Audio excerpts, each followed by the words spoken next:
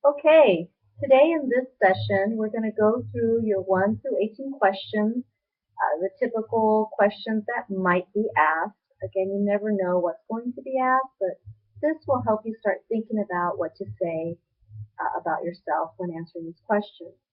We're going to start by talking about how to answer difficult questions, and then we're going to continue through the questions, and then we will talk about closing up the interview. So here in this part, tips on answering difficult questions. If you are asked a difficult question, it's okay to say, that's a really good question. May I think about that and come back to this question? It's okay to say that. It's okay to ask if they may repeat or rephrase that question. Think about it. Stop and think about that question. Be aware of your body language. Stay calm. It's okay if you don't know the answer right away. It'll come to you and you'll be able to think about it. Stay positive. Write down the question and then like I said, ask them if you can come back to it later so that you can continue to look at it throughout the interview. Responses to typical interview questions. Question number 1, tell me about yourself. This is a very open-ended question, and it's meant to be that way. Employers want to see what you're going to tell them about yourself, how much information you're going to give them. Keep it simple and use common sense when answering this question. Talk about your self-management skills. Talk about some of your hobbies and special interests, especially if it relates to the job. Maybe you enjoy volunteering your time in the community, and that's something you've done for years. Then maybe say that and give an example of what recently you volunteered for. Maybe you enjoy reading mystery novels. That's something that you enjoy doing on your spare time. Keep it simple, keep it safe. Maybe you're part of some associations or clubs or organizations. Maybe you are part of Phi Theta Kappa and there are some projects that you did as part of that club.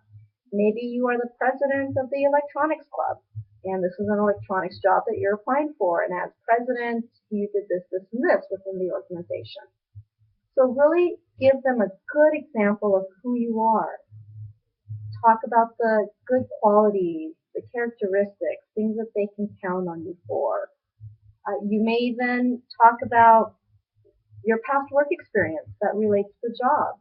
Talk about your education. Don't be afraid to mention or forget to mention your education and how that's prepared you for this position. Maybe this position is working with a certain population that you have experience with. Maybe they're working with first generation students and you yourself are first generation students, and this is one of the reasons you are attracted to the position and you understand the challenges of going to college without really understanding what college is and some of the strategies that you use and that you hope to share with those that you advise. So be reasonable and keep this to about 2 minutes, probably no more than 2 minutes, but concentrate in those areas. They do not need to know if you're married. They don't need to know that you have children. They don't need to know that you were divorced and separated and that's why you moved to another state. It's information that doesn't pertain to the job. So keep that in mind when answering this open-ended question. Number 2, have you ever done this kind of work before? It's okay to say that you don't have direct experience working in a help desk position. Maybe this is your first career opportunity and you've just earned your associate's in computer science, and help desk is one of your specialty areas that you study. It's okay to say, no, I don't have direct experience working in a help desk position. However, in my computer science courses, there was one class in particular where we had to resolve help desk tickets, and we did this in the classroom as part of a project. And these are some of the things that I did and how and what I learned by doing that. Don't ever say, no, I have no experience. It just leaves a bad taste in everybody's mouth. You don't have to have direct experience in that position, but having that you're a quick learner and you have something that relates is great. Number 3, why do you want to work here? This is where your research on the company comes into play. Understand who you're applying for. Really read their mission and their values. Maybe there's something that really calls you to this position or this company, and you want to work for them, and why. Maybe it's Intel, and they have a great reputation with continuing education or community service or diversity, something that really touched you, and why. Again, maybe you have experience, volunteering, and that's just something you do. Maybe you really enjoy diversity and you've been trained in that, and this is something that is a part of your life. Think about that company. Have something simple and intelligent to say about why you want to work there. Don't say you live 10 miles away and you can ride your bike or whatever it is. That's not going to impress the interviewer. Number 4, why did you leave your last job? So maybe you were laid off. You know what? It's okay to say the company downsized and I was one of the employees that was let go. However, after thinking about that, I took that as a positive message, and I took advantage of that. And I went back to school, and I updated my skills, and now I'm in a career that I really love and enjoy, and I look forward to using these skills. Always keep it positive, even in a negative situation. If you are terminated, now if they asked you, have you ever been fired? And you have, it's okay to say so. So many people get laid off and fired. It's not anything new. So it's okay to say, yes, I have been fired from my position, and it was due to medical reasons. However, those medical reasons have since been professionally resolved, and there's no concern in that area anymore. Or you left for personal reasons. However, that has also been resolved, and there's no concerns in that area as well. Make sure that the employer knows that you're not bringing all these issues to that job and that it's been resolved. Maybe you don't know why you were fired, and you can say that. I was always showing up, and I don't exactly know. I wish that I could tell you. However, I hold no hard feelings towards my supervisor. I just took the opportunity to upgrade my skills and really be positive about what happened, and this is what I learned. Always stay positive, no matter even if it's a negative situation. So reasons for leaving. Think about that, why you left your last job. Maybe you haven't had a job in a really long time. Maybe it's been 7 years since your last position, and you've been home raising a family. Now, I know I told you, okay, they don't need to know if you're married. They don't need to know if you're divorced or have children. If you are asked this question, why you left your last job, and the reason is because you took time off to stay home with your children, that's not a negative reason for not working in this time. You can say, for these 7 years that I was home raising my family, I was in charge of the budgets. I completed the taxes for the entire family every year. I made sure that everybody was organized and had their schedules and that everything was running like a well-oiled machine. And just give them examples in that sense, and then you can say, my children are hence grown. I have not as many, very little responsibility at home now, and I went back to school. While I was doing that, I was in school and I was studying for a new career, and I'm excited to start. Keep it positive. Number 5, what kind of salary do you need? Okay, on this question, do your research. You do not have to give, and I recommend that you don't, give a specific amount in the interview or a range. That you can wait until you're offered the position, and then you can negotiate. Then you can bring in the figures that you've researched. Then you can ask questions about male and female workers, and are they being paid the same for this position, and blah, blah, blah. So for this question, what kind of salary do you need? It's perfectly okay to say whatever is fair based on your qualifications. Whatever is fair based on my qualifications and your company's policies, standard levels for the position. Keep it at that. Keep it simple. And again, you can negotiate your salary once you're offered the position. Number 6, why should we hire you instead of someone else? Okay, really think about what makes you stand out, What are you bringing to the employer? What qualities, what skills? Think about the type of employee you would like working for you. And you want to tell them, I'm a dependable person. You're not going to have to worry about me not showing up to work. I follow directions really well. I ask a lot of questions. So there's never, the amount of miscommunication will be so very minimal because I will ask questions if I don't understand something. I'm very open to learning. I have a degree now, and this is what I've learned from that. I have very diverse work experience, and I won't have, I've worked with different age groups and different individuals with different cultural backgrounds in a very successful, meaningful way. And you can go on from there. So again, keep it positive and think about how it's going to set you apart from somebody else. They really want to know why they should hire you instead of someone else. Keep your answers no longer than 2 minutes. So you're going to have to practice that. When are you available for work? Okay. If you are currently working, it's customary to give at least a 2 weeks notice. And the employer knows that, and it's okay to say I can start 2 weeks after I am offered this position. I'm currently working, and I want to make sure to give my employer at least a 2 weeks notice. There's nothing wrong with that, and they will appreciate that you actually care about your employer to do that. If you are graduating in a few weeks, you can say, well, I will be graduating June 15th, and that's only about 3 weeks from now. I want to complete my degree and my education, and I can start the Monday right after graduation. Or maybe you can start right away. You can say, well, I am available now, and I can start tomorrow if you would like. So just answer it simply and honestly. Number 8, what are your greatest strengths?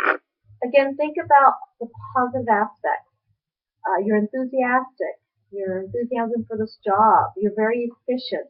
You have great opinions about you from your past employer or your instructors in the class. That there were a lot of projects that you did very well in, and you have a very high GPA. Really think about what your strengths are. You're reliable, and all those qualities that an employer would want. What are your weaknesses? This is question number 9. What are your weaknesses? Okay, I always hear for a weakness, I'm a perfectionist. Okay, that drives me kind of crazy because I hear that same answer over and over and over again. It doesn't really tell me anything about you. It tells me you might be controlling, but it really doesn't tell me a whole lot. So, don't say that if it really isn't you. That's just a really common out-of-the-box type of question that I hear all the time. Really think about your weakness. And what you're doing to improve on that, and what you've learned, how you're handling that. For example, you could say, I've learned that one of my weaknesses is volunteering for a lot of things at work, taking on too much, and then I get overwhelmed with that. One of my pet peeves is being in a staff meeting or being part of a group and nobody steps up. And I'm not that kind of person. I like to step up.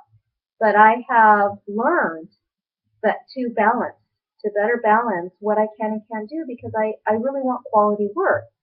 So I will still step up and volunteer, but I will be very honest about when I can't and why I can't. Great. So really think about what your weakness is. Don't say, well, I take a lot of sick days, or I'm late every day. That's not a very good weakness. Number 10, what 5 words would you say describe you best? For this one, really think about how you would like somebody to talk about you. So maybe if someone else was asked, hey, what 5 words would you use to describe Rebecca? Okay, then and use those words. So maybe you're reliable, maybe you're honest, maybe you cooperate, maybe you're conscientious. And keep thinking about the words you would really like other people to use to describe you, and those are the words you want to use to answer this question. Number 11, what was your last employer's opinion of you? So really think back of what your last employer's opinion of you would be. And maybe they liked how you asked questions and you were always honest and you kept that open communication. Maybe they liked that they could rely on you and you rarely missed work. Maybe they could talk about how you were just a really good worker and they enjoyed the fact that you could get along with pretty much anybody there at work. Really think about what your last employer would say about you. Now, if you had an employer that you really didn't get along with, you could say, according to but you had pretty good evaluations, you can say, well, my supervisor, my employer, always gave me positive evaluations on my work and my work ethic and how I was doing on the job, and that continued throughout my time there. You can keep it a little general. If it, you don't have to love everybody you work with, but if you are a good employee, then even if you're working with somebody who doesn't quite like you, they really can't or they shouldn't deny the type of worker you are. Let's see. Oh, number 12. Tell me about a situation when you had to meet timelines. So in this one, really give a specific example. This is what's called a behavioral-based question. They want a complete story. Let me help you figure out how to answer this. Tell me about a situation when you had to meet timelines. You can use a work situation. You can use maybe class or a project that you had to meet, or maybe a volunteer experience. This might help. This is called STAR. This is a STAR acronym. So whenever an employer is asking you to describe something, tell me about this, and they're giving you, and they really want you to tell a story, then go back to this. STAR. ST stands for situation or task. So explain the situation or task. A, action. What action did you take? And R, what was the result and what did you learn? So it's a complete story that they want for these behavioral-based interviews. Whenever you get a chance in any question you're asked, if you can give a descriptive example, that's really going to help the employer have a picture of who you are and the type of employee that they would be hiring. And number 13, describe a situation from your past work experiences that produced a high level of stress for you. How did you cope with it and what was the outcome? Again, this is another behavioral-based question. This is another one that you want to use the STAR acronym and tell a story. Now, this could be, it says high level of stress. That doesn't mean negative stress. It could be good stress that is high level. Maybe you use examples. If you don't have work examples, use timelines or deadlines that you had to meet for class and projects and the process. And how did you do that? Describe the project, what role you played, and all the steps you had to do to make sure that that was done on time. And what was the result and what did you learn? Maybe there's a specific example you can use in work. Maybe you were working for a shipping company and a shipment didn't come in, and how did you problem solve that situation? With this type of question, they're looking for what you consider stressful, your ability to problem solve, your ability to cope, whether you have stress management strategies that work well for you, whether you have experienced stressful situations in the past. So they're looking at your problem solving, how do you stay calm, and can you get through stressful situations? So really start forming your examples for these questions. Number 14, tell me about a time when you had your day planned and something came up which required you to change your schedule. What happened and how did you handle it? Again, this is another behavioral-based question. They want a story. This is where you would use the STAR acronym to answer that. So they're trying to find out how flexible, creative, how patient, how professional you are, how organized you are, really, and how realistic you are.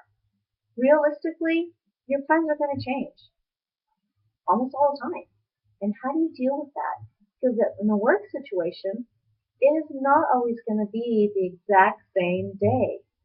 And not everything is going to go as planned. So they want to see how you deal with this, how you problem solve.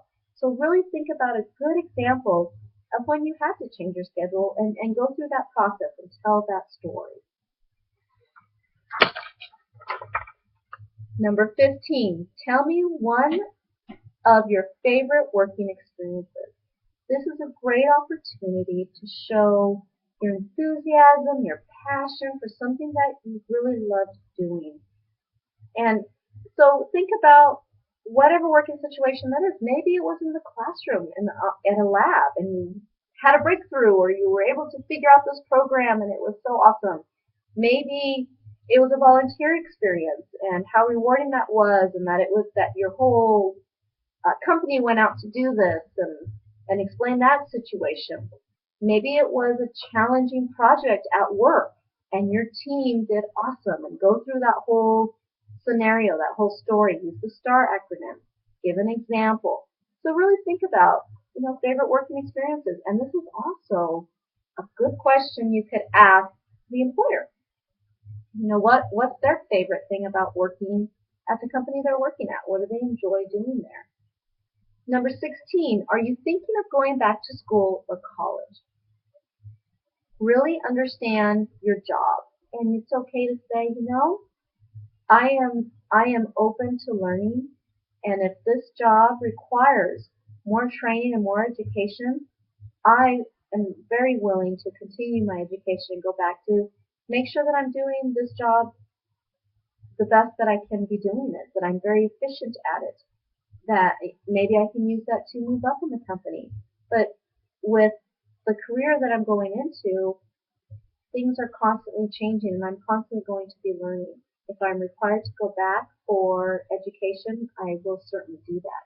Maybe it is something you want to do, then say yes, I plan to continue my education no matter where I'm at, and no matter if it's required or not, and because this is important to me.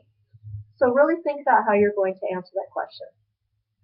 How long would it take you, number 17, how long would it take you to make a contribution to our firm? It's okay to say, it's going to take some time to acquaint myself with your organization and this job. However, I am a quick learner and I feel that I can contribute to your company in a very short time. You can keep it general. You don't have to say, well, by 3 months, I'm going to know everything. Typically, it will take a professional at least a year to really be good at their job and really know their job. It will take others less than that and some more than that, but that's kind of the average. So you can keep that general as a general answer. Number 18, are there any questions that you have? Always have at least 2 to 3 questions to ask the employer. This is your opportunity for that to interview them and for them to remember you as well. So ask them, what are some of the challenges that you see I may face starting in this position? Or maybe what are some of the challenges that you face on a daily basis in this company? What are some of the things you really love doing? Can you give me an example of a typical day, what a typical day would look like, or a typical week? What are your expectations of a person starting out in this position? Where would you like to see them in 6 months? There are examples of questions to ask on page 76, and I believe I have that on your eLearn. I have the 1 through 18 questions, and they will probably be on there of what to ask the employer. So there are some examples. Dealing with illegal questions. So some employers don't really know how to interview very well. You may be asked an illegal question. It may be a private company that feels like they can ask you an illegal question. So what if you're asked, well, do you expect to be pregnant in the next 6 months? Well, okay. You can ask them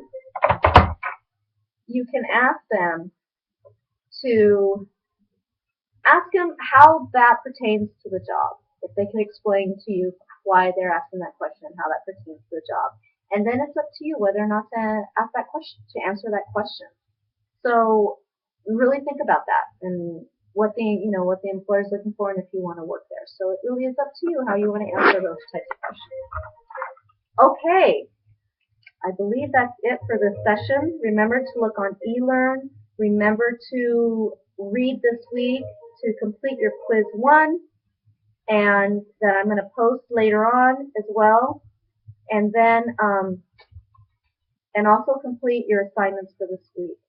We will be back in class next Friday, February 6th, for your peer mock interviews. So please type up your answers to the 1 through 18 questions so you're prepared. Okay, see you soon.